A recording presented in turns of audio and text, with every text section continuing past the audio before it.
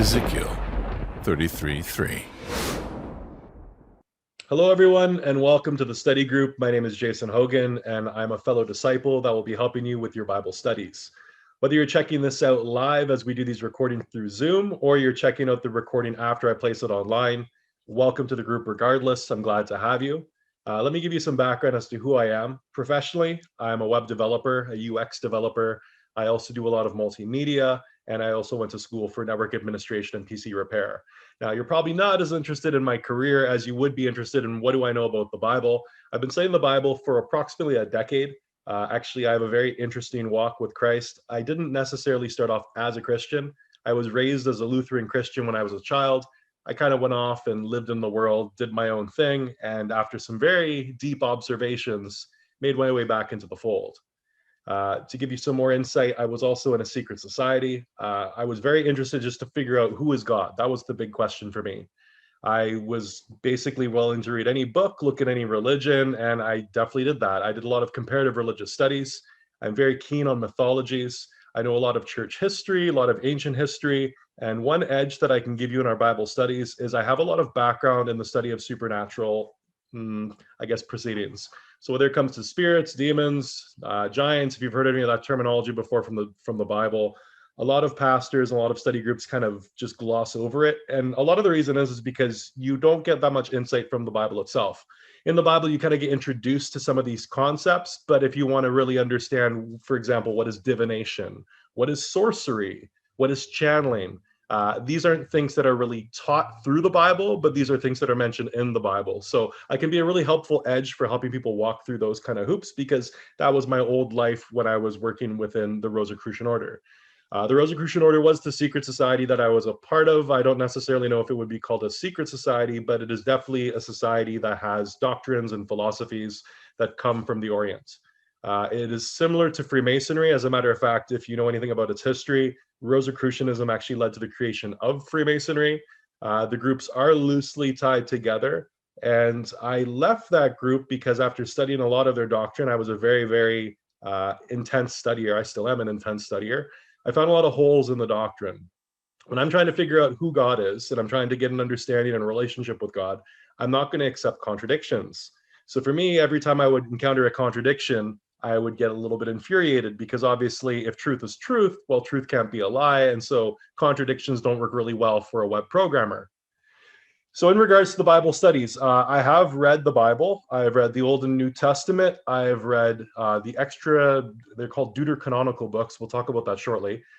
Those books would be the book of Jasher. There's the book of Enoch. There's actually 3 of them. We'll talk about where exactly these sit in a couple minutes here. I've also read the book of Jubilees, some extra books also would be the Apocrypha, which I'll introduce you to today. And I've read a lot of just pagan mythology in general, trying to see how it all interconnects with the Bible. So I'm very well versed, not just in my Bible studies, I'm also very well versed in books outside of the Bible, ancient history, pretty comfortable covering history from 2400 BC to modern day, but mainly the events that are following the Israelites. That's my niche. So without further ado, we're going to start getting through to our agenda, and I'll let you know what we're going to be going through today and what to expect from this Bible study. So the agenda, part 1 of the agenda is, what can I expect to learn from these studies? That's probably the number 1 question.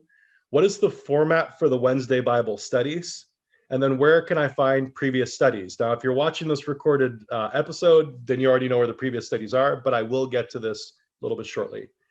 Part 2, we'll take a look at how are the books of the Bible structured. So you should know how the book you're reading is put together, and how someone, for example, of a Jewish mindset would refer to some of the books, or a Catholic or a Protestant. We're going to take a look at all of that. We're also going to take a look at how to use the lexicon. Some of you, if you have been on a Bible study before, you've went on this walk and you've already kind of started, you probably know what the lexicon is. You might know it by the name of the Strong's Concordance, or a concordance, kind of like a dictionary, but we'll talk about that a little bit later. And then we'll take a look at some common Bible terminology. There's nothing worse than studying with a group of people, and then there's a bunch of buzzwords that are just kind of going over your head because they've never been properly clarified. So I'm going to expect that everyone is starting off at a base level of 0. So as we go through these studies, I will be defining a lot of words and just making sure that everyone's on the same page so we have the same illustrations in our head. So what can I expect to learn from these studies? In a word, a lot. How to read the Bible with confidence. This is a really big one for me. I don't want to just, give you the answer. I want to teach you how to fish so you can catch fish yourself. So when you read the Bible and we go through these strategies, one of the things I will teach you is concepts that are associated to something called hermeneutics. Hermeneutics is the best way to apply interpretation of the Bible. I don't think any pastor or scholar will disagree with me. We'll cover hermeneutics a little bit later, but understand that as I teach you, I will be teaching you these concepts so they just become second nature while you read. I want you to be able to read the Bible, read a verse, and obviously do cross references like the pros to make sure that when you're reading a line, you actually get the substance of what's being said, and someone else can't bend your perception and sell you something totally different. I'm sure a lot of you are aware there's countless Protestant denominations, and there's a lot of churches doing a lot of different things. Problem is, we've got one Bible. So as we read together in a group, we're obviously going to extinguish some of these strange methods of practice or church traditions, as I call them, and then we'll be left with exactly what the Bible says. So just to kind of give you some forward notice, I read the Bible and let the Bible answer the Bible. I don't go into strange books to try to answer the Bible. The book pretty much answers itself, especially when it comes to things like symbolism, parables, etc. We're also going to take a look at the overall character of God and what his desires for you. This is a big one. If I was to ask most people in the secular world, hey, excuse me, sir, excuse me, ma'am, what's the meaning of life? You'll probably get a different answer from different people, or maybe just a really perplexed look on their face. A Christian should be able to answer the question of what is God's desire for you? And just to kind of give you a simple answer, first off, answer number one is you're going to emulate Christ. That is what everyone's expectation is. Whether you're male, whether you're female, you're going to be emulating Christ from this point of your life until the very end to the best of your ability. If you fall off the horse, hop back on it. But the idea is when you leave this world, you're going to try to emulate Christ and his character and his actions as closely as possible. Now, number two is glorify God. Now, glorify God sounds like a bit of a loaded statement, but this is what it means. God gave you individual talents. Some of you are great at reading. Some of you are great at public speaking. Maybe some of you are good at teaching. Maybe some of you are artists. There are many different talents that God has bestowed on all of his children, and his desire is for you to glorify him with those talents. So for example, right now, I'm all right as an educator. I come from a learning and development background. So I'm using my talents in obviously media creation, logic and discernment, and public speaking to kind of help you in your biblical walk. We're going to take a look at morality as defined by God through the lessons within the Bible. The days we're living in, there's a lot of discrepancy in regards to what is good, what is bad, what is righteousness, what is not, because of course, as we move through a world that's progressing, we notice that laws change, customs change, traditions change, and people change. We're not going to necessarily go by what the world defines as morals. We're going to go by what the Bible defines as morals. You will find that there is a pretty big disconnect there. And I hope that all of you can keep your cool as we kind of answer the questions and try to understand why something was good versus why something was bad. I'm not here to judge anyone. I really don't care what anyone's sin is. It's all equal in God's eyes. Just so you understand, sin is the same to God. It's different to us as men and women. So for example, if you were to murder someone, that's no different than someone who is, let's say, smoking drugs, okay? There's no difference. It's all defined as sin. So while we would look at each other differently based on our wrongs, God just looks at wrong as wrong. It's like a programmer, right? 0 is 0, 1 is 1. So we're going to use the Bible to define morality, and through the lessons we study, we will figure out exactly what is righteousness versus what is not. We're going to take a look at the general storyline of the Bible. A lot of people have the general storyline. That's an important piece. We'll be taking a look at the Israelites. A lot of people refer to them as the Jews, but the Israelites are actually a group of people, and there were 12 tribes within this group called Israel, and the 12 tribes, one of them was called Judah. Judah is where you get the word Jew. So we're going to iron out all these little details to make sure that everyone's on the same page, and we're all using the appropriate terminology, because what confuses people the most, I find, is when they don't quite understand what words are, or they're not quite sure how to use certain words, and then all of a sudden they kind of make a mess of what the illustration is. We're also going to take a look at the surrounding nations. We will do a bit of a dive into some of the surrounding nations, not all of them. It really depends on which one, because there's some very useful pieces that you can pull from them because you are still affected by them today. One of the examples we'll take a look at is a group called the Phoenicians. They were also called the Canaanites in the Bible, and historically, you might have seen them as the Punics, Punic. We'll also take a look at understanding biblical symbolism, customs, and beliefs. It's really important, obviously, to understand biblical symbols. I'll tell you that I'm very strong with symbolism from my background, obviously, in the Rosicrucian order. Biblical symbols are a little bit different. However, the rules are fairly the same. When answering biblical symbols, you can pretty much look in the Bible. You just have to dig around a little bit because sometimes you'll find that the last book is actually referencing a symbol that was explained in the first book. When it comes to customs and belief, this is also extremely important. We're not living thousands of years ago, so we're not necessarily familiar with some of the customs and belief of the Jews, the Israelites, or anyone around those people. So whether it comes to taking an oath, let me give you an example. If a man was to take an oath with another man, he would take his hand and he would stick it on the inside of his leg. This is something obviously very foreign from what we do today, but you will see as we read through the Old Testament, this is something that the men would do when they would take oaths. So we're going to try to put you as carefully as put you as closely as we can into the mindset of a person living in that time period. So that way you're going to see their worldview, not your worldview. And we're also going to connect a lot of history to the Bible. If we're studying a book that we claim is true, which it is, well, then we should be able to parallel it off of different historical events. So if I open up the Encyclopedia Britannica and I see that so-and-so existed in the Bible, let's look for him in other historical books, something that's not biased towards Christians. Now, you will find that in some cases, it's not an easy translation. I found that myself. The Old Testament is awesome when it comes to studying history, but there's one thing to keep aware of. The names that you would see in the Old Testament may not match the names that you'll see in your history books. I'll give you an example. There was King Nimrod. He was a king in Babylon. He's mentioned in Genesis. King Nimrod was not Nimrod in history. Nimrod is actually like a slang name the Jews came up with. If you listen to the name very carefully, a Nimrod, it's kind of like calling someone an idiot.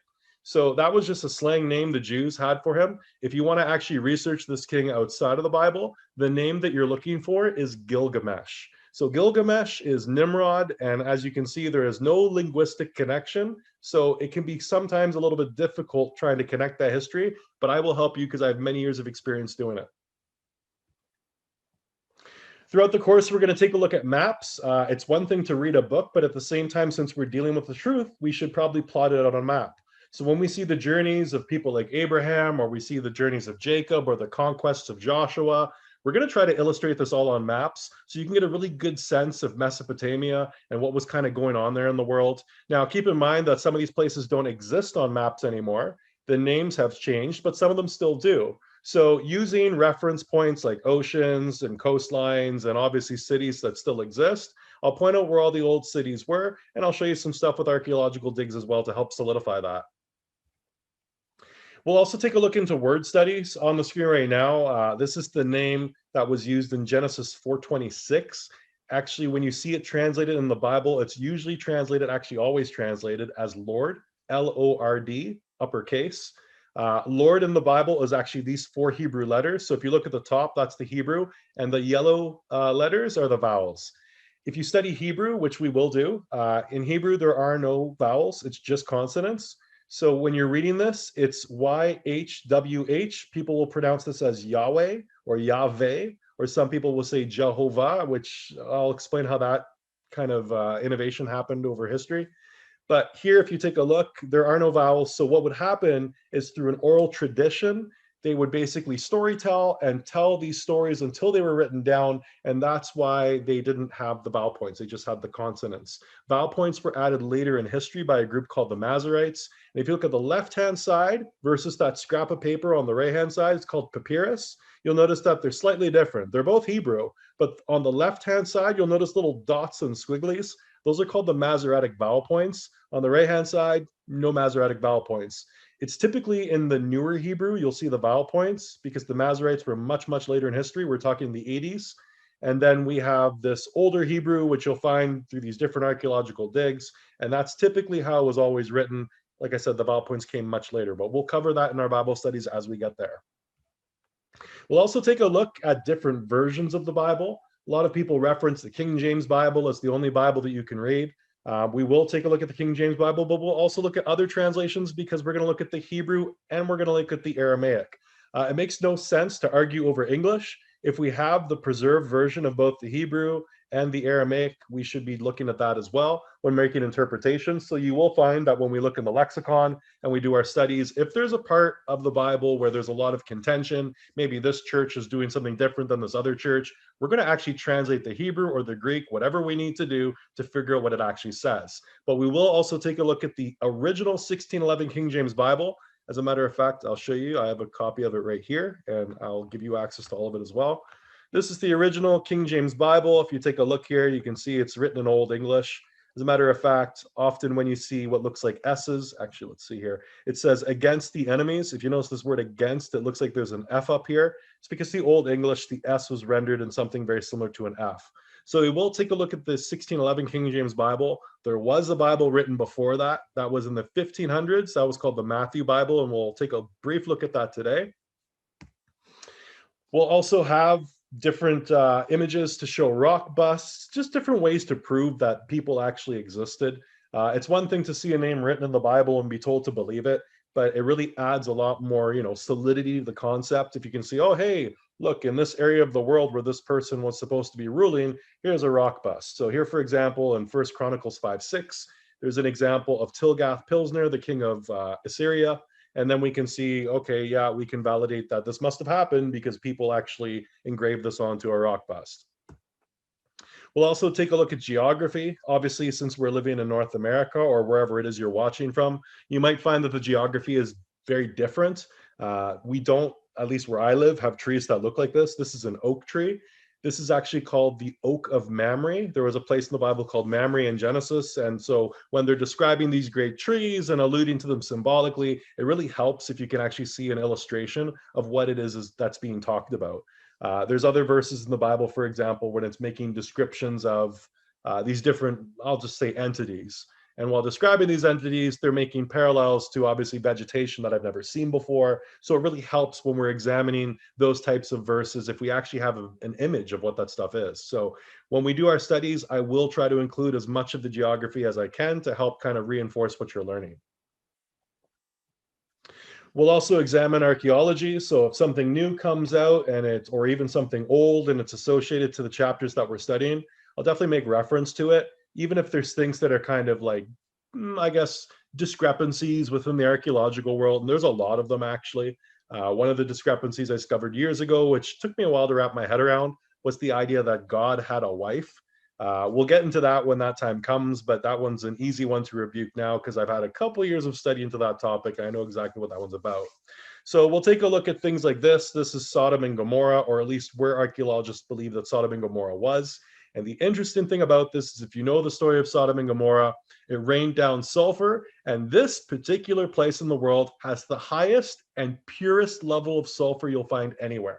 And it matches on the map where Sodom and Gomorrah should have been. So we'll cover that stuff when we look at those verses. Here's an example of the sanctuary. So you can call this the tabernacle, the sanctuary. This later became what was called Solomon's temple and Herod's temple, or a couple different names for it, but it's basically the early stages of the first and second temple that the Israelites had built. If you take a look here, this is just like a photograph that's modern that shows you like a modern build of potentially what it could look like.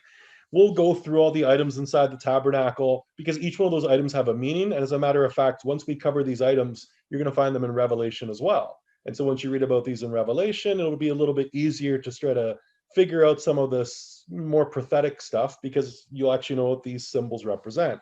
There's nothing actually in this particular diagram that doesn't have a meaning that has to do with the plan of salvation, redemption, and basically bringing our way up to the kingdom. This is actually a model of the kingdom that was placed here on earth. But again, we'll cover all this in our studies when we get there.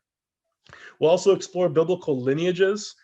Very big into that. Now, you're not going to necessarily remember every name, and some of these names are very foreign. For example, Mahuel, Methuselah, Methuselah. There's a lot of, M and EL and AEL kind of names, very different from a North American tongue. but I will point out which names are important. As we go through the lineage, we're actually going to go read a couple chapters and keep coming back to the lineages, because since we're dealing with a book of truth, I will show you where in the world some of these people ended up. Now, before the flood, these people I can't show you on a map. However, after the flood, absolutely I can. It's called the, I think it's Genealogy of the Nations. Anyways, this is something where you can actually take the people after they came off of the boat. So when we're talking Noah's Ark here, I'm just being a little bit slang with my wording. But when Noah came off the boat with his sons Shem, Ham, and Japheth, which you can see at the bottom of the lineage chart here, they actually represent different places on this earth. And we'll get there once we study more closely after the flood and what happened. So what is the format for the Wednesday Bible studies? Each week, we will read 5 chapters of the Bible before Wednesday. So what will happen is, obviously this week, I'm just doing an introduction, but next week, read the first 5 chapters, and I'll be assigning that at the end, but just to let you know, Genesis chapter 1, right through the end of Genesis chapter 5. Read the 5 chapters, and then we'll meet on Zoom at 6 p.m. Mountain Standard Time each Wednesday. If you have the invite, it's going to be the same invite every single week. There will be a summary of those 5 chapters provided through slides. So basically all the high level points, I'll just kind of go through and say, okay, chapter 1, we had blank, blank, and blank. And then I'll point out some kind of interesting things just in case I thought you might have missed them. And also I'll go through any traditions, customs, symbols, history, if it's applicable to that reading. And then each week will be recorded and then placed on the website. And some of you might be watching that right now. In regards to the readings, if one week, for example, you just had like a rough week and you couldn't do the 5 chapters, no big deal. Still come for the study. It's not like we're going to grill you on what you read and what you didn't read.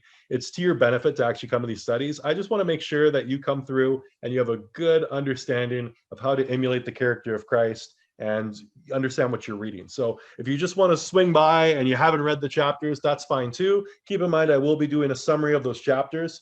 Clearly, the summary won't be as in-depth as reading them, but I will highlight some of the core concepts that you should have taken from those 5 chapters. What version of the Bible should I be reading? I know this can be a sensitive topic for some people, but I'll just be quite blunt by saying I suggest the English Standard Version, the ESV, and the BSB. Some people will say, I will read nothing but the King James Version. Now, I think a lot of the individuals that make that recommendation, they don't study the Greek and they don't study the Hebrew maybe as often. The reason why I mention this is because once you actually read whatever version you're reading, if you're going back and forth between the lexicon, the concordance, and you're actually checking what some of these translations are, it doesn't really matter which version you read. The reason why I suggest the ESV or the BSB, if you are looking for English that is more digestible, this 1611 King James Version is written in Old English. The King James Version of today, it's written a little bit better, obviously.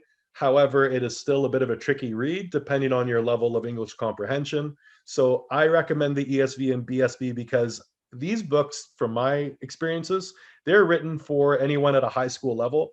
The vocabulary in there should be quite easy to digest, and you won't have to deal with any weird old Englishy kind of stuff. So that's my suggestion. We will look at all translations, but I would suggest if you want to buy a physical book, buy the ESV. Normally when I do my readings, I'm quoting from the BSB, unless we're taking a look at symbolism or we're taking a look at the original Hebrew or the original Greek. What if I don't have a Bible? No problem. We've got a couple resources for you. Resource number 1, you can go to Bible Gateway. Bible Gateway is a great resource. It's BibleGateway.com. You can read the entire Bible here. You could read it on an iPad if you have a tablet, cell phone, whatever. There's an app for it as well. Another great thing about Bible Gateway is if you want to listen to the Bible, you can as well. As a matter of fact, I'll just go back a screen here. If you notice right over here where it says Genesis 1, on the right-hand side, there's this little like audio symbol here, this volume symbol. That'll open up this dialog box, and then you can choose any chapter, any book, and then you can listen to it, and there's a bunch of different speakers. Personally, I like Max McLean. I kind of have his voice burned on my head. He's a very good Bible reader. Just adds a lot more kind of authority to the reading. But whoever you choose to listen to, that's fine. If you know someone that kind of has vision problems, or maybe you want to just kind of like doze off while listening to this, I definitely recommend Bible Gateway. And like I said, the app is available for Android, iPhone, and you can listen to it on your phone, tablet, computer, whatever you prefer. My tool of choice is Bible Hub. You'll see me quite often on this website when I go through these Bible studies. It's not like the translations are any different. The edge that I get from Bible Hub has a very good lexicon, so a very good concordance. It's very easy for me to basically jump back and forth between different translations, different languages. This is just my tool of choice. You can also find inside of the Ezekiel 33:3 app. So if you've downloaded the app, great, open it up. You'll find that there's a section there that I have a tile called books. Under books, you'll find the Bible, you'll find the Apocrypha, which I'll talk about later, and all these extra books that I was talking about as well. So all those resources, the lexicon, all that stuff is linked inside of the app.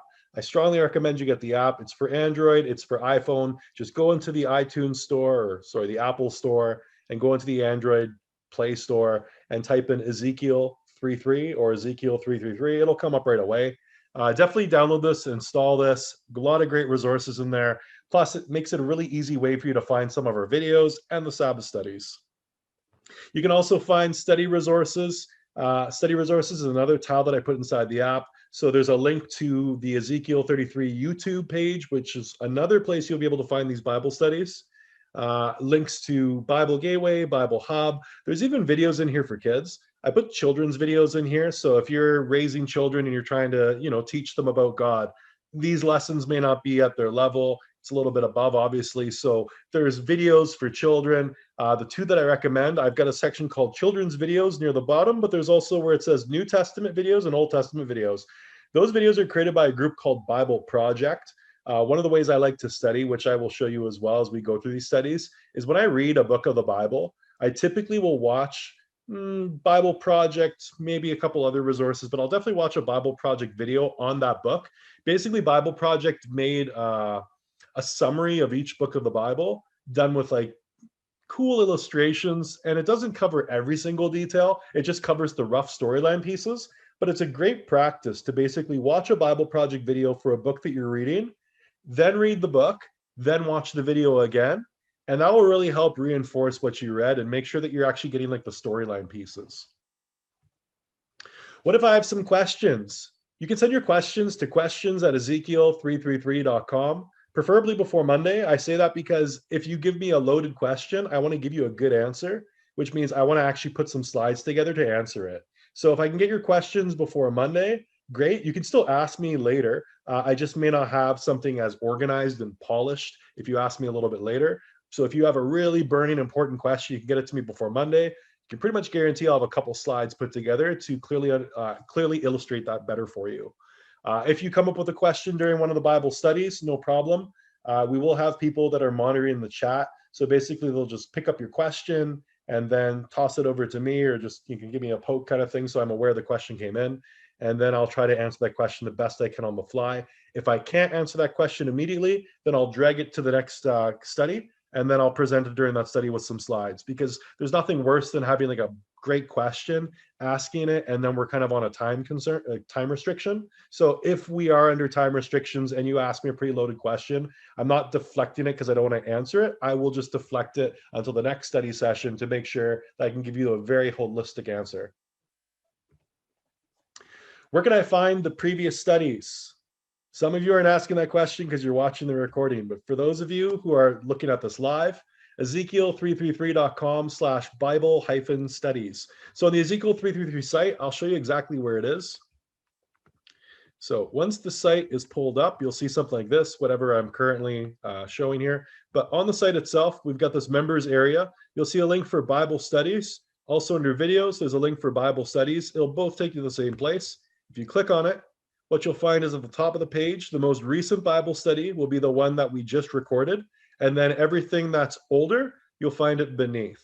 So I just kind of set this up. Actually, there's no content in here yet because I have to upload it. The video you're watching right now will be in the Bible studies introduction. And then beneath this Bible studies Genesis 1-5, that will be next week's study. So that's where that will go. And so what will happen is as we finish next week, I'll just take this tile up here and I'll put it up here at the top. So that way you can always find the newest episode right at the top of the screen. Also, for those of you who are on our newsletter, that means I have your email address. If I have your email address, that means you actually have an account on this page. The way that you access it is if you go up here to members area, where it says Sabbath studies. If you want to participate with the Sabbath studies, we do that every Saturday. The username is going to be your email address. So let's just say it was me at johndoe.ca. And the password, there's a default password, which is Saturday Sabbath. That's all one word, all lowercase, unless you've changed it. If you've changed it and you forgot it, you can always click on lost your password and it will send it right back to you. But if you haven't actually logged in yet and you haven't made any changes, it'll be your full email address. And then the password is Saturday Sabbath.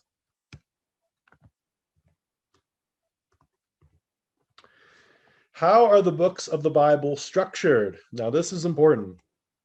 The books of the Bible. Now, we've got the Old Testament and we've got the New Testament. Sometimes you'll see them separated, sometimes you'll see them together. Now, first I'm going to deal with the Protestant version, and there is a difference. Protestants and Catholics have a different collection of books.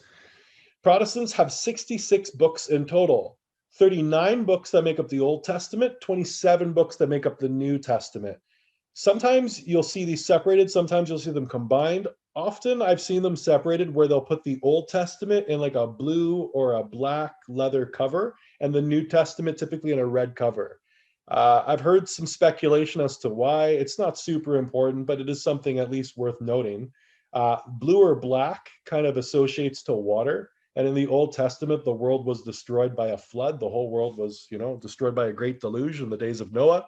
In the New Testament, when Christ returns, the world is tried by fire. So the brightness of his coming causes things to combust, which causes the world to be tried by fire. And for those of you who have some background in Bible studies, you might start to have some understanding as to why it said in the Bible, your bodies will be changed in the blink of an eye. So we're going to take a look at a person called William Tyndale. This is a very important man because a lot of people, when arguing, oh, can I trust the Bible? It's been translated and blah, blah, blah. Okay, well, we need to know who did a lot of the translation. William Tyndale was an English scholar who became the leading figure in the Protestant Reformation in the years leading up to his execution. He is well known for his translation of the Bible into English. So if we take a look here, in 1535, Tyndale was arrested and jailed in the castle of Vilvoorde or Filford outside Brussels for over a year. In 1536, he was convicted of heresy and executed by strangulation, after which his body was burned at the stake. Let me just point out that in the, I guess we'll call it the Renaissance period, it was quite popular that people would be killed first by strangulation and then their bodies would be kind of burnt in like a public display, more so for the humiliation. His dying prayer was that the King of England's eyes would be opened. This seemed to find its fulfillment just 1 year later with Henry's authorization of the Matthew Bible, which was largely Tyndale's own work. So remember I said before the 1611 King James Bible, the one that everyone swears by, there was a Bible before that, and that Bible was called the Matthew Bible. I believe it was published around 1530. So the Matthew Bible, this was the first real English Bible. Before that, the Bible really existed just in Latin. It was called the Latin Vulgate. This was something that you could call it the Catholic Church, but it was just the church at the time. The church had the Bible translated only into Latin. Therefore, if you couldn't read Latin, obviously it would do you no good. And you pretty much had to go to a church to have a priest read it to you. So a lot of trust had to be put in the priest. William Tyndale kind of turned the tables around because he translated the Bible from what they called the vulgar tongue, being English, translated it into English, and this was actually his downfall. The church was infuriated with it.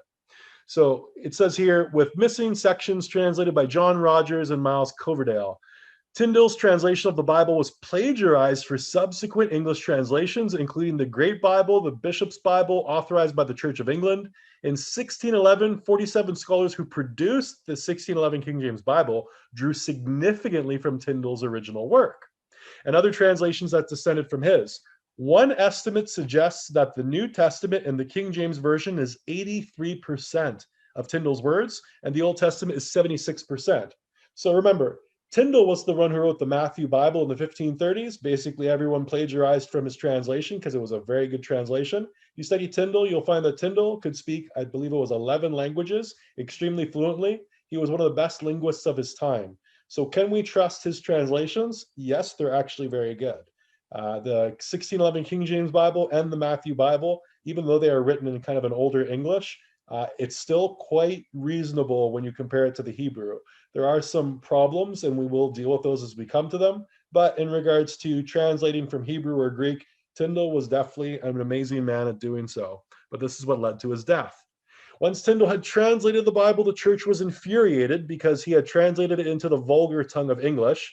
The Catholic Church had actually defined people as heretics for owning a Bible, translating the Bible, because they wanted the priests to be able to teach the Bible from the church itself. Basically, a lot of power was taken away from the church when Tyndale had made the Bible available to people who didn't speak Latin, which was the majority of Europe.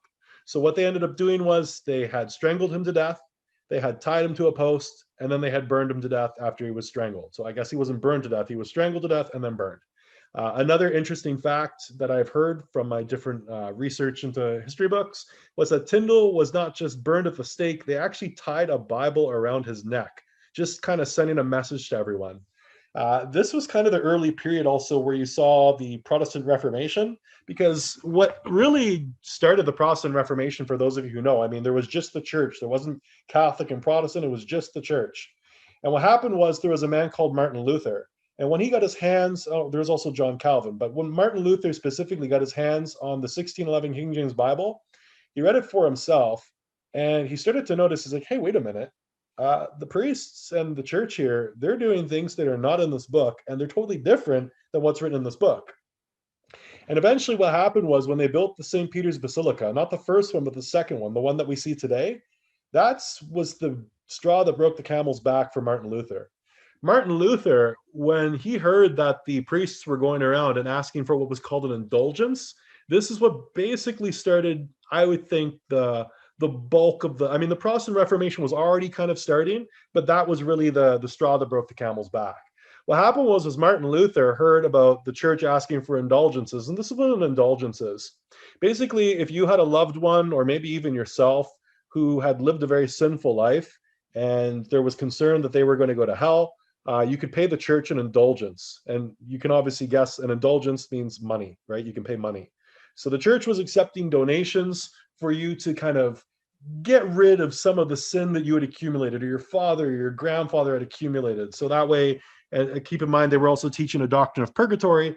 They were teaching that they could spend less time in purgatory, or, avoid facing hell. So this is something that obviously is not biblical. It pushed Martin Luther off the edge. He wrote a thesis, and then he delivered that thesis to, I can't remember how many different churches, but he nailed it to the front door. And this is one of the big reasons there was a divide in the church, which caused the Protestants and the Catholics. When you're saying the word Protestant, what you're really saying is you're protesting, and who they're protesting was the church. So let's look at the structure now. We've got 39 books of the Old Testament. Now, if we're looking at this like a Jew will say, well, there's 24. And they won't call it the Old Testament, they'll call it the Tanakh. Now, Tanakh is TNK. TNK stands for Torah, Nevi'im, Ketuvim. So as I mentioned, in Hebrew, there are no vowels. The vowels are added. TNK is how you reduce the word Tanakh. So Tanakh, the Torah, are the first 5 books. A lot of people make the mistake and they say, oh yeah, I read the Torah, and they think that's the Old Testament. No, the Old Testament is called the Tanakh. The Torah is specifically the first 5 books of the Tanakh. We've also got the Nevi'im, which is the book of the prophets. There's 8 books, and there's 12 minor prophets, 12 minor are in one book, and the 12 minor prophets are in one book. The 7 major prophets are in the other 7 books. We've also got the Ketuvim. Ketuvim means writings. These are 11 books. They're known as the poetic books, the 5 scrolls, and the other books. For example, the book of Psalms. Psalms fits in the poetic books.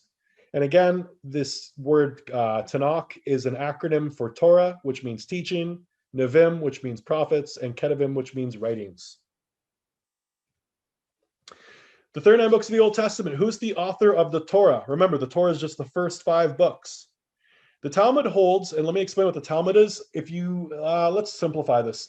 Talmud would be like a commentary of the Bible. So when we're talking the Old Testament and we're talking about some of the rules, so the laws and the statutes, or maybe even some of the customs and traditions, you'll find these things outlined in the Talmud. The Talmud, I think of it more as like a commentary that just rabbis have added to it to either explain details in the Bible. They have some folklore in there that you have to be very careful with. So we're not going to do much Talmud study because Talmud in a lot of cases will contradict the Bible. And if you're thinking, well, why are Jews reading a book that contradicts the Bible? You have to remember that not everyone in Israel, or sorry, not everyone who was an Israelite had accepted Christ. You had his own people reject him. You have to remember in the New Testament, if you're aware, the Pharisees and the Sadducees, they were the ones who led Christ to his death by reporting to the Romans that he had,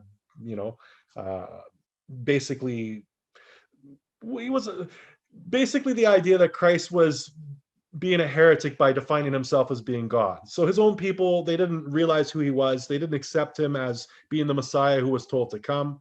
So you have to understand that there's a lot of contradictions when you read through Jewish writings, because if you're dealing with a non-Messianic Jew, a Jew, for example, that doesn't accept Christ, he'll read the Old Testament, he'll read the Torah for sure, maybe the whole Tanakh, maybe not, but they'll definitely read the Torah, but they do not accept the New Testament because the New Testament deals with Christ. So again, Talmud commentary. So the Talmud holds that the Torah was written by Moses, with the exception of the last 8 verses of Deuteronomy, describing his death, burial, being written by Joshua. So the 5 books of the Torah, you start off first with Genesis, and then from there go to Exodus, and then Leviticus, then Numbers, and then finishes on Deuteronomy. Deuteronomy is as they were kind of entering the promised land. Moses didn't actually enter the promised land, so the last 8 verses, the Talmud holds that, well, this was written by someone else, because obviously Moses didn't make it. Additional history: before 1947, the oldest extant fragment of biblical text was the so-called Papyrus Nash, which probably dates around 100 BC and contains both the Decalogue and the beginning of Shema Israel from Deuteronomy 6. So basically, we have an old piece of the Old Testament from 100 BC, and it has this piece of Deuteronomy 6 called Shema Israel. There is, I think, another piece that's even older than that. But if you're starting to clue in here, what we have is we have copies upon copies upon copies upon copies of these old papyrus texts. If you're wondering how can we trust these, we will get to these in the future. One of the greatest things actually about the fact that there's copies upon copies upon copies is that when you compare a copy letter by letter from, let's say, 1000 AD to something from 100 BC or even older, you'll find that letter by letter, they do match. Archaeologists have been absolutely amazed at the fact that the Jews had such a clever method of preserving their texts. We'll talk about how they did it. They used a system that's called gematria. Gematria is basically taking Hebrew letters, associating a number to them. So what the rabbis would do, the rabbis would take each letter on a scroll, they would convert it to a numerical value, they would total it, and if the total didn't match the total they were expecting, they knew that that scroll was a counterfeit. It means that like one letter, something was out of place. So that would be the first way they would start to deduce whether or not they were dealing with, a counterfeit.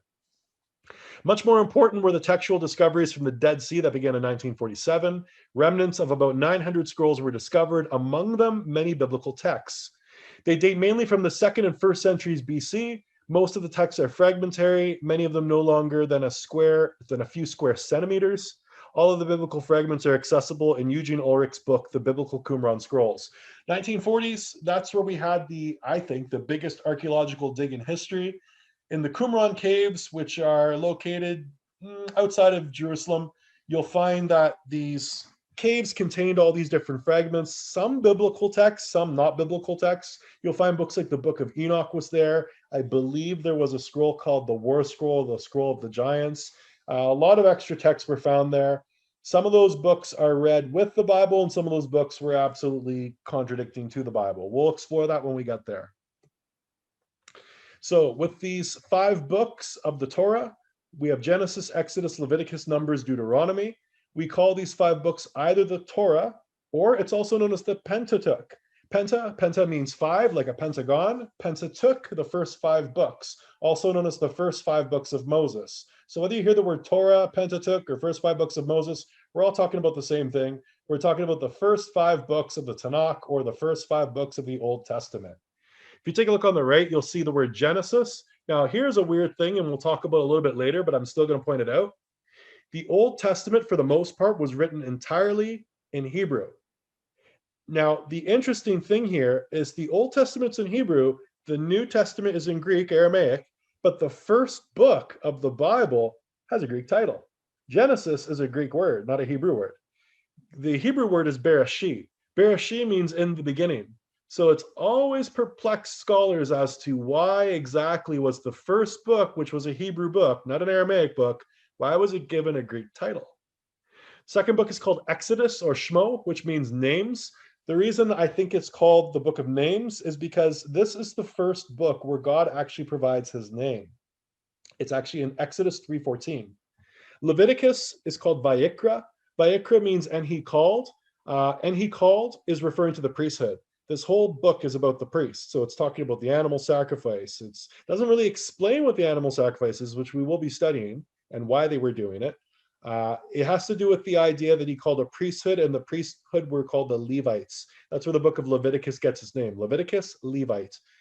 Moses, for example, was a Levite. Aaron, the high priest, was a Levite. When we're dealing with Israel, Israel is not a place, it's a person, as we'll study. Israel is 12 tribes. So what we had was we had a man called Jacob. Jacob was later renamed to Israel.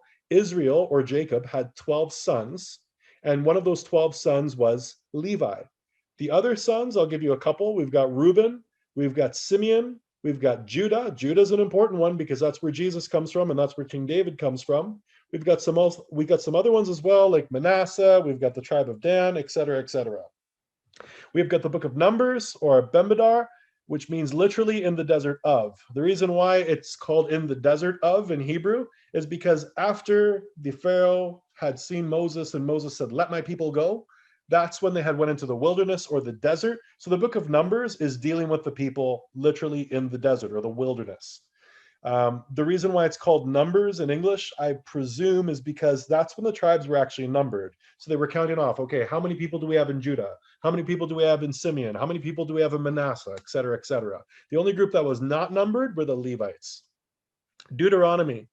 Deuteronomy is the last book of the Pentateuch, the Torah, the first 5 books of Moses. It means things or words. My assumption is the things or words they're associating to is the statutes and the laws that were given out by the prophet in that book.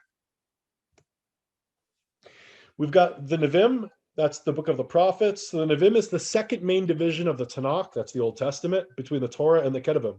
It contains 2 subgroups, the former prophets, the narrative books of Joshua, Judges, Samuel, and Kings, and the latter prophets, the books of Isaiah, Jeremiah, Ezekiel, and the 12 minor prophets.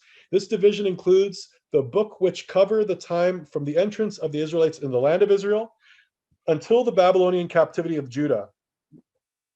Their distribution is not chronological, but substantive. I will point out that if you're not familiar with some of these pieces, like the Babylonian captivity, that's okay. Just make a little note in your head. That's not something big. We're going to study that very in depth. We'll take a look at both captivities. The Jews were actually taken into captivity twice. In the Old Testament, you'll find the Jews were taken into captivity in a place called Nineveh. Nineveh is Assyria, so that was the Assyrian captivity. The other captivity was the Babylonian captivity, which was later in time, and that was around 585 BC, and that was for 70 years to fulfill a prophecy. On the right-hand side, we'll see the 7 major prophets. I have their names written in Hebrew as well as in English. So we've got Joshua, which is Yehoshua. There's the book of Judges, Samuel, Kings, Isaiah, Jeremiah, Ezekiel. And then we have our 12 minor prophets, Hosea, Joel, Amos, Obadiah, Jonah, Micah, Nahum, Habakkuk, Zephaniah, Haggai, Zechariah, Malachi. If you notice, these aren't just names of prophets. These are also associated to books that compose the Old Testament. We've got the Ketuvim, or the writings. The writings consist of 11 books. They're the poetic books, the 5 scrolls. The 5 scrolls are sometimes called the Megilliot or the Hamesh Megilliot. And then we have what's called the other books. The 5 Megilliot books are the Song of Songs, or the Song of Solomon, Book of Ruth, Lamentations, Ecclesiastes, Book of Esther. The 3 poetic books, most of you will be familiar with the Book of Psalms, perhaps the Book of Proverbs, and the Book of Job. And then what they call the other books, we've got the Book of Daniel, the Book of Ezra, and Chronicles. Now, Daniel, and I believe Ezra, and maybe Micah, your last couple of books in the Old Testament, they're actually a mix of Hebrew and Greek. The reason being that there was a conquest going on as we went through the Bible where different nations were taking over. First, we had Babylon. After Babylon, they were defeated by the Medo-Persians. Then the Medo-Persians, you'll find, were defeated by the Greeks. And then we had the Romans, which matches our history books today. But because of these changes, we had an empire that obviously changed languages. So you start seeing them speaking within a Hebrew tongue and then in a Greek tongue, because times changed, empires changed. Now, if we looked at this with a Catholic lens, it's going to look a little bit different. There's not 39 books in the Old Testament, but 46 books in the Old Testament. And let me just go back here, because I just reminded myself. When we were taking a look at these 24 books of the Tanakh, remember we said 39 books of the Old Testament or 29 or 24 books of the Tanakh. It wasn't that the Jews had any less books than what we had. It's just they grouped them together differently. So for example, we've got we've got the first book of Kings, the second book of Kings. The Jews didn't split those books, they grouped them together, and they grouped together several other books as well. So that's how the 39 number got whittled down to 24. But we have the same amount of book, we have the same material. Going back here to Latin Vulgate, there's 46 books. So we have the 39 books that are inside of our Protestant Old Testament Bible, but the 7 additional books, they're coming from something that's called the Apocrypha, and also how they group some of the books together. What you'll find if you're a Catholic is there's a book called the Book of Maccabees. Maccabees does not exist within the Protestant writings, but it did exist in the Apocrypha, and I'll get there in just a moment. A lot of you are probably familiar with the New Testament, the 27 books of the New Testament, the biographical books, or the testimony of the life of Christ. You can call those the Gospel: Matthew, Mark, Luke, and John. We also have our history book, the Book of Acts. We've got the letters. So we've got Romans, 1 Corinthians, 2 Corinthians, Galatians, etc. These books are called letters, or also known as epistles. An epistle is a letter. We've also got the prophetic book, which is the book of Revelation. If you were looking at this in Greek, because there is a version of the New Testament entirely in Greek, it's not called the book of Revelation. It is called the book of the Apocalypse, or just the Apocalypse. When people hear the word apocalypse, they think of things like nuclear bombs and end of the world. You're confusing the word apocalypse with Armageddon. Armageddon is happening within the book of the Apocalypse, or the book of the Revelation, but Revelation or Armageddon and apocalypse, they're two separate words, so don't blur them. Apocalypse was specifically just talking about the idea of revealing something. So if I was to translate the Greek word apocalypse into English, it's going to be revelation. So that's where we get the book of Revelation. Armageddon, which we'll cover when we study Revelation, Armageddon was the war. So that's when we had that final battle where basically, all the soldiers came out on the battlefield as we see the second coming of Christ. That's Armageddon. We also have the Apocrypha. A lot of people don't even know the Apocrypha exists. Between the Old and the New Testament, there was a series of books that existed between Malachi and Matthew. So Malachi is the last book of the Old Testament. Matthew is the first book of the New Testament, the first book of the Gospel. There were these books that sat in between called the Apocrypha. As a matter of fact, if you take a look at the original King James Bible, which I'll show you right now, that was always in there. So this was actually removed. So here's Malachi. I get to the last page of Malachi, and then all of a sudden I'm at the Apocrypha. And if I go forward a bit, let me just skim a bit here. Eventually, when I flip the pages, I'll get to the book of Matthew. It's a little bit slow here. That's okay. So we have books like the Wisdom of Solomon. Actually, you know what? I'll show you a whole breakdown of the books. We've got First Esdras, Second Esdras. For those of you who've read the Old Testament or familiar with the Old Testament, there's a book called the Book of Ezra. Ezra is the same thing as Esdras. The difference being that one name was Hebrew, one name was Greek. Ezra, Esdras, same thing. It just has to do with the language. So we got First Esdras, Second Esdras, Tobit, Judith, the rest of Esther, Wisdom of Solomon, Ecclesiasticus, also known as the Book of Sirach, Baruch, the Song of the Three Children, the story of Susanna, the idol Bel and the dragon, Prayer of Manasseh, and then First and Second Maccabees. And First and Second Maccabees were examples of books that you find within the Catholic Vulgate. So this is how their number went from 39 to 47. There's also extra books. There's different names for them. So you can call these deuterocanonical books. These books, at least 2 of them, are referenced directly in the Old Testament Bible. A lot of churches do not study them, but I definitely do. The history within them and the information that you'll get is great. Let me explain to you what my stance is on this, just in case you've heard that you should shy away from these books. If these books contradict the Bible, Always take what the Bible says over what these books say. But use these books to help you fill in some of the customs and traditions that you might be unfamiliar with, and also let them fill in some of the details of the Bible, because basically when you're looking at, for example, the book of Jasher, the book of Jasher is called the Big Genesis. The reason why is because the book of Genesis is thousands of years crammed into a book of like close to 50 chapters.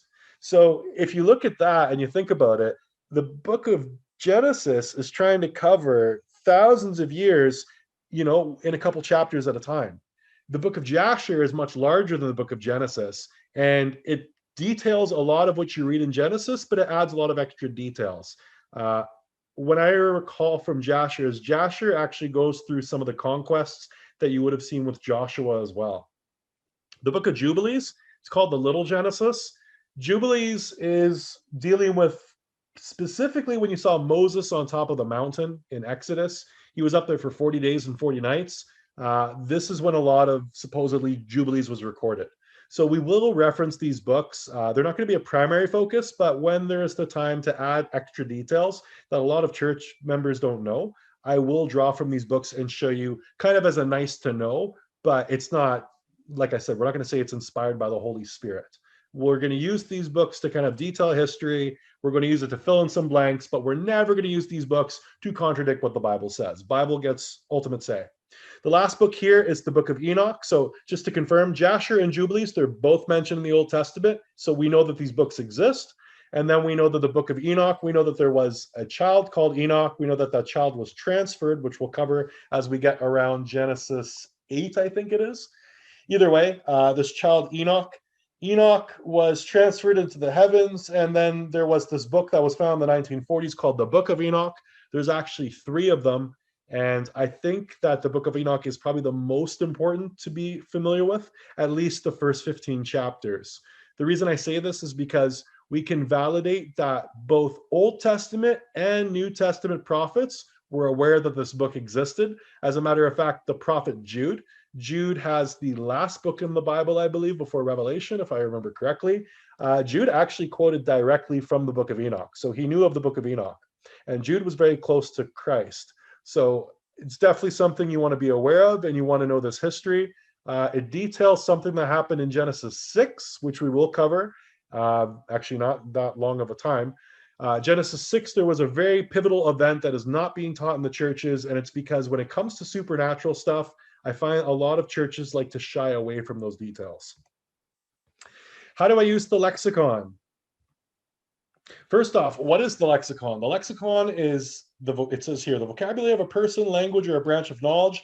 The definition we're looking for here is a dictionary, especially of the Greek and Hebrew. So when I talk about lexicon, what I'm talking about is looking at the original language of what was written in the Bible and looking at the Hebrew or looking at the Greek and basically saying, okay, what do these words mean? So doing our own translations. We're not going to always trust what the English says, especially if we see, hey, we've got this church called the Mormons or the Jehovah's Witness or the Baptists, and they're doing this different. Okay, well, let's read this verse line by line, letter by letter, going through the Hebrew or Greek and figure out what does it actually say. Because you'll find a lot of arguments between churches are because they're just reading these different English translations. Sometimes they're just kind of making up church traditions, but we'll get there. For those of you not familiar with the word lexicon, you might be more familiar with the word a Strong's Concordance. Pretty much the exact same thing, tomato, tomato kind of situation. The Strong's Concordance that I like to use the most is actually the one that's recorded on BibleHub.com. On BibleHub, it's really easy to pull this up. You'll find as we do these studies, I will often refer to this website. I'll translate a word or even an entire sentence and show you that it says what it says, especially when it's questionable. I'll look at some common Bible terminology. So first off, what is a disciple? If you've attended our Sabbath classes, you already know what a disciple is, but let's clearly define it. A disciple is a student who is studying the character of Christ and emulating his character. So simple enough, disciple is a student, someone who's disciplined and emulating Christ. What is an apostle? An apostle is a disciple that creates new disciples by preaching the gospel. So an apostle is still a type of disciple, the difference being specifically that they are more equipped with preaching. So they're going out there and they're preaching the most important message that you can preach, which is the gospel. If you're trying to reach out to someone and you're trying to bring them into the fold, don't reach out with Genesis. Definitely don't reach out with the book of Leviticus. Your number one weapon is the gospel. Next question is, what are the Gospels? How am I supposed to be equipped and preach if I don't know what the Gospels are? Gospels are the witness accounts of the life of Jesus Christ by the apostles, Matthew, Mark, Luke, and John. It's as simple as that. Often I hear people make the mistake where they say, oh yeah, I've read the Gospel, and they think they're talking about the New Testament. The New Testament, that's all the books, that's the 27, but the gospel is only referring to the first 4. Okay, gospel's the first 4, New Testament, that's that's all of the books in the composition. There's 27. What is an epistle? I think we've already answered that question, but I'll go over it again. A book in the New Testament written as a letter by an apostle. So when we talk about the epistles, we're talking about letters that were made into books. Most of those letters were actually written by Paul, the apostle Paul. The Apostle Paul, I believe, wrote 14 books of the Bible, combination of books, letters, whatever you want to call them, epistles. Paul, for those of you who are familiar with the story, he encountered Christ through basically, he had this vision, he had lost his sight, and then upon losing his sight, he was guided to a town where he regained his vision, and this is what began his walk with Christ. We'll go in a lot more detail once we get to the New Testament, but Paul was a very amazing apostle, one of my favorites. The reason why is because he was very educated. He was definitely not a Christian when he started. As a matter of fact, he was rounding up Christians to lead them to their demise. And after this epiphany that he had, all of a sudden he realized the error of his ways and put his education to use by writing all these letters and becoming one of the most amazing apostles. What does the word testament mean? When we say the words New and Old Testament, what are we actually saying? A testament is a covenant, which means an agreement. Okay, so let's deal with the word covenant first. If I was to say to you, I have a covenant with you, that means I have an agreement with you. Let's say that you have a job that's 9 to 5 and you are a car salesman. If you're selling cars, the agreement is that you're going to come in at this time, you're going to work for this many hours, and maybe there's an agreement in regards to what commission is or what your responsibilities are as a salesman. That's the agreement. That's the covenant. Testament is just a synonym. So you can just kind of use these words interchangeably. So if you were to say the New Testament or the New Covenant, you're saying the same thing. So, okay, you might be asking the question of, so what's the agreement? We've got the Old Agreement and the New Agreement. Yeah. In the Old Testament, you'll find that there was 2 tablets of stone that were handed down to Moses when God chose a people, and then the people were expected to live by those laws and statutes. As you read through the Old Testament, you'll find they didn't do it. You get to the New Testament, and then there was a new agreement, a new covenant. That new covenant was that the law was going to be written on our hearts and that we would have faith in Christ, faith in the Messiah. So there was a new agreement. And that agreement wasn't just to a specific group of people. Originally, God revealed himself to one group of people, which were the Israelites. And then in the future, those doors widened because his own people rejected him. They didn't follow him, at least not all of them. And so the doors opened and allowed the Gentiles, the people in the surrounding nations. What is a canonized writing? You might hear, this is not part of the biblical canon. That's a conversation I've heard before. What do we mean by a canonized writing, or what is part of the canon? A biblical canon or canon of scriptures is a set of texts or books which a particular Jewish or Christian religious communities regard as authoritative scripture. The English word canon comes from the Greek, and I can't read those letters, but it means rule or measuring stick. So our reading for next week, we're going to look at Genesis chapter 1 to 5. So if you're watching this video or you're with us today, next week on Wednesday, we're going to go through Genesis chapters 1 to 5. So this next week, what I'll get you to do is, on your own time, read these chapters. Like I said, I recommend the English Standard Version. I recommend the Berean Study Bible. Whatever you want to read makes no difference. You're still going to be on the same page. As I mentioned, I'll be going through slides where I outline, okay, here's the plot, here's the high-level events. I'll point out some details that you'll likely miss, and I'll do some translations from Hebrew to point out those fine nuances as well. As I mentioned, inside of the app, you can also gain access to the Sabbath studies. I do a lot of different things during the Sabbath studies. So here's how it works. On Saturdays, you're more than free to join. If you're interested in joining the Sabbath studies and you don't have the link, just shoot me a message, questions@ezekiel333.com, or you can respond right back to those email newsletters I sent out. That works too. And I can add you to that list, or I can send you that connection invite through Zoom.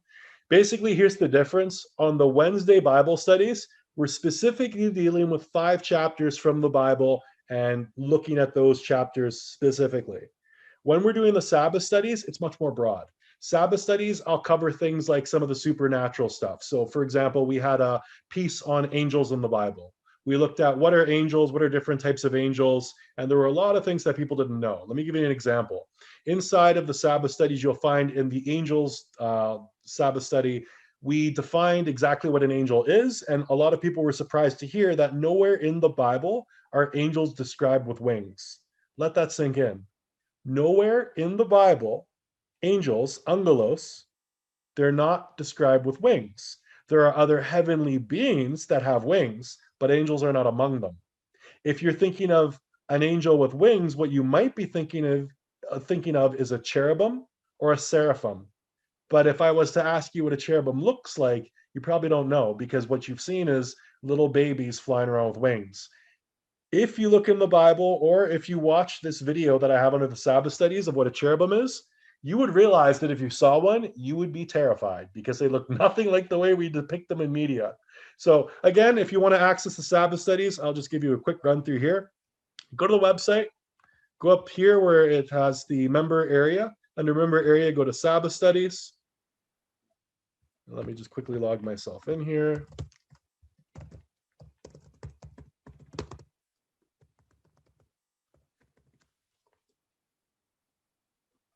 And then once you're logged into the studies, whether you do it through the app or whether you do it through the website, like whatever your preference is, once you're logged in, if you scroll down here, you'll see a button that says click here for Sabbath studies.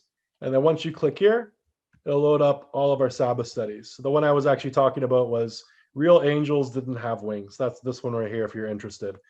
The Sabbath studies are on Saturdays, like I said. They deal with much larger issues than a couple chapters. We're basically going through the whole Bible and books outside the Bible and history books and piecing together things using all of those resources. So you can find those here. Whether you want to show up for the Sabbath studies or the Bible studies or just one makes no difference to me. I just want to let you know everything that's available at your disposal here. So with that, I will see you all next week at 6 p.m. or you can catch the recording. Like I said, if you have questions, send them to questions@ezekiel333.com. Try to get them in before Monday, so that way if you ask me a loaded question, I can give you a loaded answer. Thank you for joining me. I hope you continue to join us for these upcoming Bible studies. I really have a passion for doing this. You'll find that when it comes to studying the Bible, that's really my forte. That's my passion. It's been my passion for quite a long period of time. And like I said, this was all stimulated not because I grew up in the church and I said my amens every day. I actually went pretty far away from the church and from my biblical upbringing. That didn't last very long. What brought me back was the fact that I started to notice some very bizarre things in the world. Like I said, I was involved in the secret society. And as I started to compare what I learned to the Bible and started to see contradictions, as well as made some really amazing discoveries, as you'll see, this completely confirmed in my mind that Christ is the answer. I know a lot of people are thinking, okay, well, maybe you just joined a religion because you want to feel acceptance. Maybe you wanted to know God. Maybe you had a near-death experience and you want to fill a void. No, I'm a very logical person. I wasn't scared into this. I wasn't pressured into this. It's not a cultural choice. It's like my parents pushed me into this. This was a lot of study, a lot of searching. For those of you who know me personally, you know that my ability to read is very profound. I have a huge library of books. Most of the books that I have in my library are either books about the Bible, archaeology, other religions, magic, philosophy. Mainly my collection is to help me better understand what the worldview was of a person living thousands of years ago and then continuing through time. So with that, I'm going to close this off and I'm going to quickly say a Lord's Prayer and give everyone a blessing as we shut this down. So if you could bow your head in prayer. Our Father, who art in heaven, hallowed be thy name. Thy kingdom come, thy will be done, on earth as is in heaven. Give us this day our daily bread, and forgive us our debts as we forgive our debtors. And lead us not into temptation, but deliver us from the evil ones. For thine is the kingdom, the power, and the glory, Father, I ask as we go through this next week, please bless everyone who has taken the time to watch this. Please help them to start their walk with Christ and motivate them and keep them on this direction, keep them on this path. I ask for these things in your Son, Jesus Christ's name. Amen. For those of you who aren't familiar with prayer or you don't really understand how to pray, I put a great resource actually up on the website. So if you go to the website and you take a look under home, you can either look under articles or under home. It's actually right on the homepage right now. If you scroll down to the bottom, I have this great article called How to Pray. I strongly recommend if you have any doubts on how to pray, read this article. It's a short read, not that long. Basically, I'm not teaching this from my own personal perspective. I am teaching this directly quoting from the Bible, going by what Christ said. If you're going to ask anyone how to pray, the best person to ask would be God himself. And in this case, Christ outlined twice in the New Testament the perfect formula for how to pray. I'll tell you what to do, what not to do. That's all covered in this article here. And if you follow the format that I gave you exactly, that's it. That's all there is to prayer. In regards to how does prayer work, we can cover that in a Sabbath study, or we can cover that in a future class. There actually is a science behind prayer. There's a science behind meditation as well. I'll be going through all those details in the future. Once again, thank you for joining me, and have yourself a blessed day. For our struggle is not against flesh and blood, but against the rulers, against the authorities, against the powers of the dark world, and against the spiritual forces of evil in the heavenly realms. Brothers and sisters, the sword is coming. If you hear the watchman's call, please repent and seek out Jesus Christ. There is still time.